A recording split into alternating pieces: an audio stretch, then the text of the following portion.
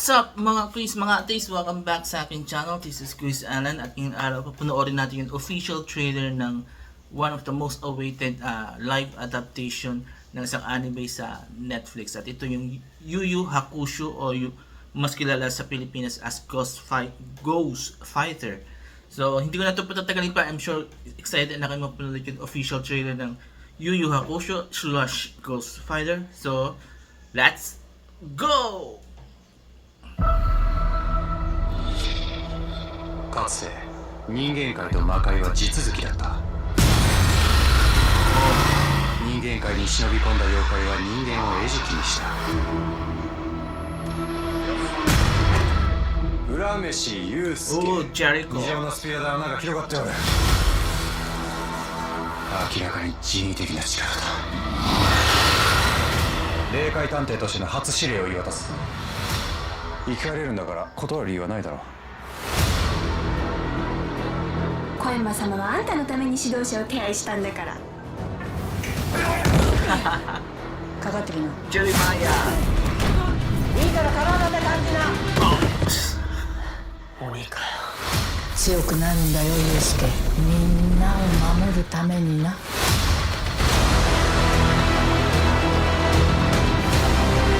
綺麗だなクラマ。霊界の使いか。罠に誘い込まれたような嫌な感じがする。向井は平気で町燃やすような連中なんだろ。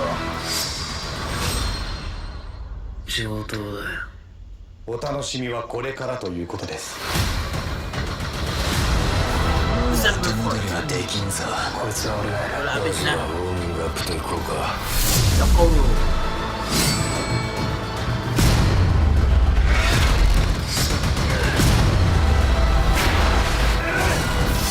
お前たちに人間界の存亡を託した。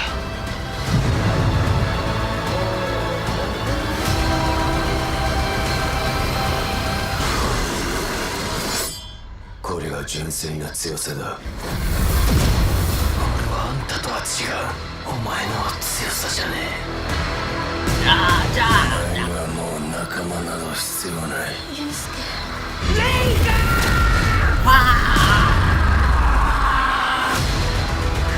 Yu Yu Hakusho.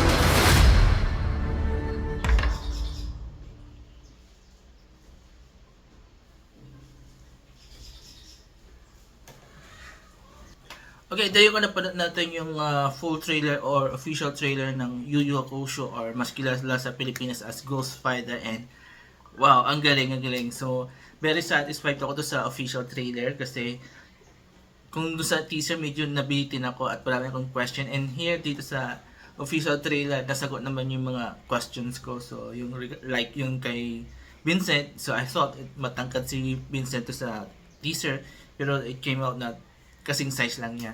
And ayun, alam mo, so si Jericho lang din ang medyo isa pang hindi lang nasasawat. Bakit ganun kalaki si Jericho? Diba, we knew na si Jericho maliit siya na bata, diba? So yun, pero everything is fine. Medyo may nakita ko konting flaws sa CGI nila or the visuals, pero hindi natatabaw na naman yun because everything was very very good, and I consider this live adaptation ng anime na pinaka best, hindi one but pinaka best, better than yung One Piece na produced rin ng Netflix. So this is better, and I don't know kung doon sa may Avatar mahigit na ng Avatar to, no, yung Talas Brender, pero I think still this is the best live adaptation ng kahit anong anime so far. So good, and I'm very happy na na-witness ko yung pagkakaroon ng adaptation nito because Ghost Fighter is one of my favorite anime, especially nung my younger days ko, high school, college days. So yun, mga nabutan ko.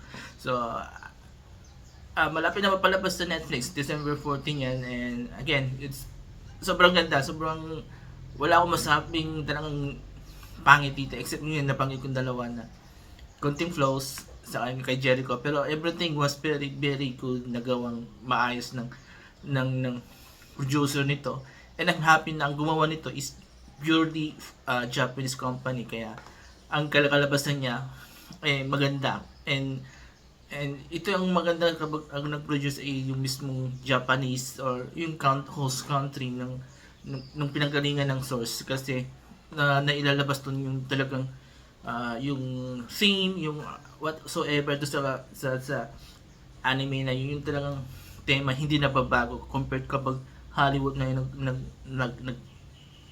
nag-adapt ng isang anime, nawawala yung talagang essence ng anime, diba? So yun, ang saya, ang ganda-ganda, and I'm looking forward for this live adaptation ng Ghost Fighter, and I'm sure lahat kayo rin excited rin kayo mapanood to.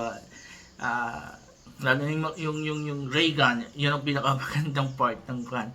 And I'm happy rin sa yung mga characters, on point naman siya, hindi siya yung talagang problematic, di ba? So yun, congrats sa producers behind the adaptation of Yu Yu Hakusho, and also to Netflix for keeping us yung dream natin na makapanood ng magandang adaptation ng isang anime na talagang yung true, or yung how you call it, yung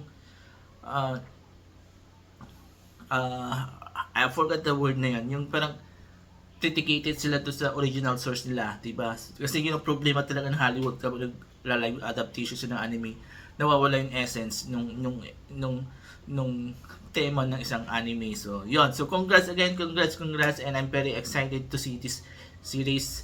Yan, malapit na. So kung kayo man nagustuhan nyo yung official trailer ng Yu Yu Hakusho / Ghost Fighter, mag-comment kayo dito sa baba. At kung nagustuhan nyo naman binigay kong reaction at opinion ko on the trailer, mag-comment kayo dito sa baba, and I will read all your comments, and I will try to react kung may kailangan ko mag-react. Yun, and before I end this video, please don't forget these 4 things while watching my videos on my channel: comment, like, share, and subscribe to my channels. The Alan's Key Show, ang Pinoy Talaga channel, proudly from the vlog, and Tamat ng People Presents. So there you go, maraming salamat, have a nice day, and bye bye.